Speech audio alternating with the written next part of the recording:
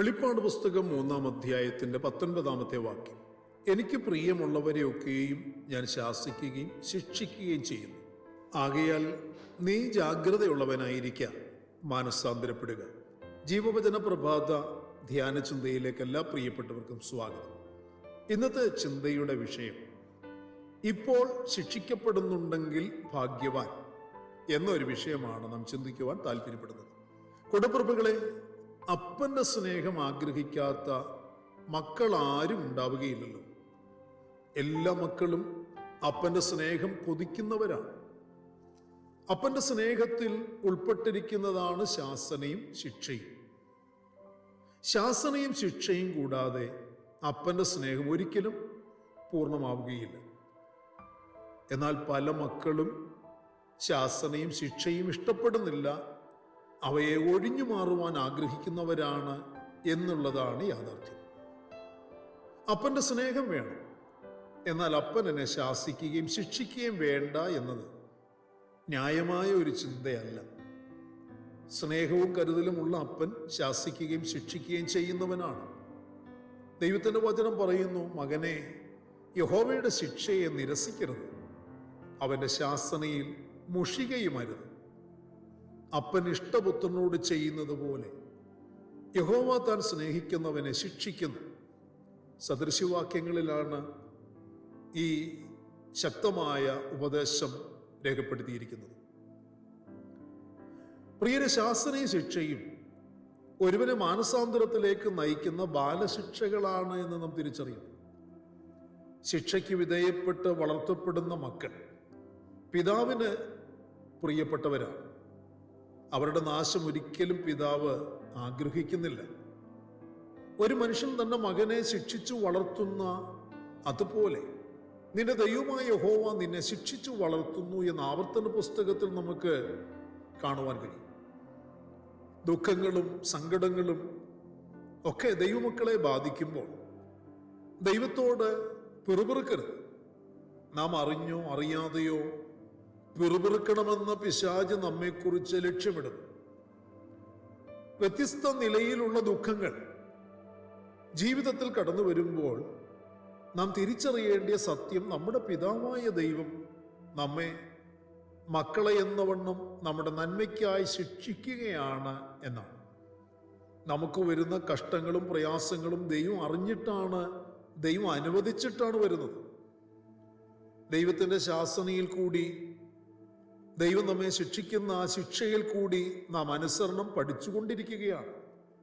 ക്രിസ്തുവും കഷ്ടം അനുഭവിച്ചതിലൂടെയാണ് അനുസരണം പഠിച്ചത് എന്ന് എബ്രായ ലേഖന കർത്താവ് ഓർപ്പിക്കുന്നു. ശിക്ഷയ്ക്ക് വിധേയപ്പെടുന്നത് ഭാഗ്യമത്രേ എന്നാണ് സങ്കീർത്തനക്കാരന്റെ അനുഭവം. അതിങ്ങനെ ഓർപ്പിക്കുന്നു, നീ ശിക്ഷിക്കുകയും നിന്റെ ന്യായപ്രമാണം ഉപദേശിക്കുകയും ചെയ്യുന്ന മനുഷ്യൻ ഭാഗ്യവാൻ. സങ്കീർത്തനം 94 അങ്ങനെ കാണാൻ കഴിയും. ഈ വിഷയത്തെക്കുറിച്ച് ഇയ്യോബ് സാക്ഷ്യപ്പെടുത്തുന്നതും രേഖപ്പെടുത്തിയിരിക്കുന്നു. ദൈവം ശാസിക്കുന്ന മനുഷ്യൻ ഭാഗ്യവാൻ. സർവശക്തന്റെ ശിക്ഷ നീ നിരസിക്കരുത്. യിരെമ്യാവ് ഇതിനെക്കുറിച്ച് പറയുന്നത്, ദൈവത്തോട് അപേക്ഷിക്കുന്നത്, യഹോവേ, ഞാൻ ഇല്ലാതെയായി പോകാതിരിക്കേണ്ടതിന് നീ എന്നെ കോപത്തോടെയല്ല ന്യായത്തോടെ എത്രേ ശിക്ഷിക്കണമേ. പ്രിയരെ, ശിക്ഷയും ശാസനയും ശക്തമായ പരിശീലനത്തിന്റെ ഭാഗമാണ് എന്ന് മുകളിൽ ഉദ്ധരിച്ച വാക്യങ്ങളിൽ നിന്നൊക്കെ നമുക്ക് മനസ്സിലാക്കാൻ കഴിയണം. ഒരു പിതാവ് തന്റെ മകനെ പരിശീലിപ്പിക്കുന്നത് ഒരിക്കൽ വിലപ്പെട്ട ഉത്തരവാദിത്വം അവനെ ഏൽപ്പിക്കണമെന്നുള്ള ആഗ്രഹത്താലാണ്. ദൈവം ഇതിനു വേണ്ടിയാണ് നമ്മെ പരിശീലിപ്പിക്കുന്നത്. ദൈവം നമ്മെ ശിക്ഷിക്കുന്നുവെങ്കിൽ, ദൈവം നമ്മെ ശാസിക്കുന്നുവെങ്കിൽ നാം പിറുപിറുക്കുകയല്ല, എതിർപ്പ് പ്രകടിപ്പിക്കുകയുമല്ല ചെയ്യേണ്ടത്, മറിച്ച് നാം സന്തോഷിക്കണം. കാരണം ആ ശിക്ഷ നമുക്ക് ഒരു പ്രതീക്ഷ നൽകുന്നതാണ്. നാളെ എന്നെ എന്തോ വിലയുള്ള ഒരു ഉത്തരവാദിത്വം ഏൽപ്പിക്കുവാൻ പോകുന്നു എന്നുള്ളതാണ് നമ്മെ സന്തോഷിപ്പിക്കാൻ ഇടയാകേണ്ടിയ കാര്യം. നാം സന്തോഷിക്കേണ്ടതിന് കാരണം, അവൻ നമ്മെ പുത്രന്മാരായി കരുതി നമ്മെ ചില ചുമതലകൾ, ഉത്തരവാദിത്തങ്ങൾ, ചില നന്മകൾ, ചില പദവികൾ, ചില അവകാശങ്ങൾ ഒക്കെ ഏൽപ്പിക്കണം എന്ന ചിന്തയിലാണ്. അതിനായി നാം ഒരുങ്ങണം, അതിനായി നാം ശക്തിപ്പെടണം, അതിനുവേണ്ടി നാം മാനസാന്തരപ്പെടണമെന്നാണ് പിതാവ് നമ്മെക്കുറിച്ച് ആഗ്രഹിക്കുന്നത്. നമ്മെ ശിക്ഷിച്ചു വളർത്തുന്ന പിതാവാം ദൈവത്തെ നാം സ്നേഹിക്കുകയും ആദരിക്കുകയുമാണ് വേണ്ടത്. കൂടാതെ നാം വിശുദ്ധി പ്രാപിക്കേണ്ടതിന് ദൈവം നമ്മെ ശിക്ഷിക്കുന്നു എന്നും തിരുവചനം പഠിപ്പിക്കുന്നു. ദൈവത്തിൻ്റെ ആഗ്രഹം വിശുദ്ധിയുടെ സമ്പൂർണത നാം കൈവരിക്കണമെന്നുള്ളതാണല്ലോ. തിരുവചനം ആഴത്തിൽ പഠിക്കുമ്പോൾ ആ ഒരു സത്യം നമ്മെ ശക്തമായി ഉപദേശിക്കുന്നു.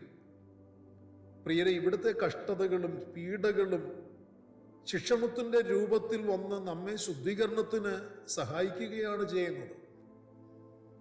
അതുകൊണ്ട് കൂടപ്പിറപ്പുകളെ, ദൈവിക ശിക്ഷയും ശാസനയും നമ്മെ മാനസാന്തരത്തിലേക്ക് നയിക്കുന്നു എന്ന് തിരിച്ചറിഞ്ഞ് ഇന്ന് പ്രഭാതത്തിൽ നമുക്ക് സ്തോത്രം ചെയ്യാൻ കഴിയണം. നാം ദൈവത്തിൻ്റെ ശിക്ഷണത്തോട് എങ്ങനെയാണ് ഇപ്പോൾ പ്രതികരിച്ചുകൊണ്ടിരിക്കുന്നത് എന്ന ഒരു ചോദ്യം പരിശുദ്ധാത്മാവ് ഇന്ന് പ്രഭാതത്തിൽ നമ്മളോട് ചോദിക്കുമ്പോൾ നമുക്കതിന് എന്ത് മറുപടി ദൈവസന്നിധിയിൽ അർപ്പിക്കുവാൻ കഴിയും? സന്തോഷത്തോടെ നാം അത് സ്വീകരിച്ച് നമ്മെ പരിശീലിപ്പിക്കുന്നതിന് നാം പിതാവാം ദൈവത്തെ അനുവദിക്കാറുണ്ടോ? നാം അവൻ്റെ ശിക്ഷണം നിരസിച്ചാൽ നമുക്കത് ഒരു ഗുണവും വരുത്തുകയില്ല. എന്നാൽ നാം അത് സ്തോത്രം പറഞ്ഞ് സ്വീകരിക്കുമെങ്കിൽ നമ്മുടെ ജീവിതം നീതിയിലും സമാധാനത്തിലും പുലർത്തപ്പെടും. നാം പാപത്തിൻ്റെ രസത്തിൽ നിന്നും നീതിയുടെ രസത്തിലേക്കും അതിനാലുള്ള ആനന്ദത്തിലേക്കും അനുസരണത്തിലേക്കും പ്രവേശിക്കപ്പെടുന്നതിൻ്റെ ഉയർച്ച ജീവിത മേഖലകളിൽ ആത്മീയ ജീവിത നിലവാരത്തിൽ നമുക്ക് കൈവരിക്കാൻ കഴിയും. ആകയാൽ മാനസാന്തരപ്പെടുക എന്ന കൽപ്പന ഇന്നും നമ്മുടെ കാതിൽ മുഴങ്ങിക്കേൾക്കുന്നുണ്ടോ? ഉണ്ടെങ്കിൽ നാം അനുഗ്രഹിക്കപ്പെട്ടവർ തന്നെയാണ്. ഇനിയും നാം ഏതിലൊക്കെയാണ് മാനസാന്തരപ്പെടേണ്ടത് എന്ന് തിരുവചനം നമ്മളെ ഉപദേശിക്കുമ്പോൾ അതെന്നോടുള്ള ദൂതാണ് എന്ന് തിരിച്ചറിഞ്ഞു, എന്നോടുള്ള ദൈവത്തിൻ്റെ ആലോചനയാണ് തിരിച്ചറിഞ്ഞത്. സന്തോഷത്തോടെ അതിന് കാതുകൊടുത്ത് നമ്മുടെ ജീവിതത്തിൽ ആലോചന ഏറ്റെടുത്ത് അനുസരണം വരുത്തി അനുഗ്രഹിക്കപ്പെടാൻ, ദൈവത്താൽ മാനിക്കപ്പെടാൻ നമുക്ക് ദൈവസന്നിധിയിലേക്ക് നമ്മളെ തന്നെ സമർപ്പിക്കാം. പരിശുദ്ധാത്മാവ് നമ്മളെ സഹായിക്കും. കണ്ണുകളെ അടയ്ക്കാൻ നമുക്ക് ഒരുമിച്ച് പ്രാർത്ഥിക്കാം. പരിശുദ്ധനായ ഞങ്ങളുടെ സ്വർഗീയ പിതാവേ, അനുഗ്രഹീതമായ നല്ല ദിവസം, ഈ നല്ല പ്രഭാതത്തിൽ ഇന്നും ഞങ്ങൾക്ക് നൽകി തന്ന നല്ല ആലോചനകൾക്കായി, ദൂതുകൾക്കായി സ്തോത്രം. കർത്താവേ, ഞങ്ങളുടെ കഷ്ടതയും ഞങ്ങളുടെ ബുദ്ധിമുട്ടുകൾ, വേദനകൾ, ഉപദ്രവങ്ങൾ, പീഡകൾ ഇതൊന്നും ഞങ്ങൾ നശിച്ചു പോകുന്നതിന് വേണ്ടിയല്ല കർത്താവ് അനുവദിച്ചിരിക്കുന്നത് എന്ന് തിരിച്ചറിഞ്ഞു. ഞങ്ങൾ കർത്താവിൻ്റെ ബാലശിക്ഷ അനുഭവിക്കുന്നുണ്ടെങ്കിൽ ഞങ്ങൾ ഭാഗ്യവാന്മാരാണെന്ന് തിരിച്ചറിഞ്ഞു സന്തോഷത്തോടെ സ്തോത്രം പറഞ്ഞ് കർത്താവിൻ്റെ ഉദ്ദേശപ്രകാരം, കർത്താവിൻ്റെ ആഗ്രഹപ്രകാരം ഞങ്ങൾ ഒരുക്കപ്പെടാൻ, മാനസാന്തരപ്പെടാൻ, ശുദ്ധീകരിക്കപ്പെടാൻ കർത്താവെ സഹായിക്കണമേ. ആത്മാവിൻ്റെ സഹായം ഞങ്ങളുടെ മേൽ ചൊരിയണമേ. ഇന്ന് സമർപ്പിത മനസ്സോടുകൂടി, ഹൃദയത്തോടുകൂടി പ്രാർത്ഥിക്കുന്ന മക്കളുടെ മേൽ ചില മറുപടികളും വിടുതലുകളും ഇന്ന് കൽപ്പിക്കണമേ കർത്താവേ. ആ മറുപടികളും വിടുതലുകളും ഏറ്റെടുത്ത് ദൈവത്തെ മഹത്വപ്പെടുത്തുവാനും സാക്ഷ്യമുള്ളവരായി ജീവിപ്പാൻ ഞങ്ങൾ എല്ലാവരും സഹായിക്കണം. പ്രാർത്ഥന കേട്ടതിനായി സ്തോത്രം, മഹത്വം അങ്ങയ്ക്ക് മാത്രം അർപ്പിക്കുന്നു.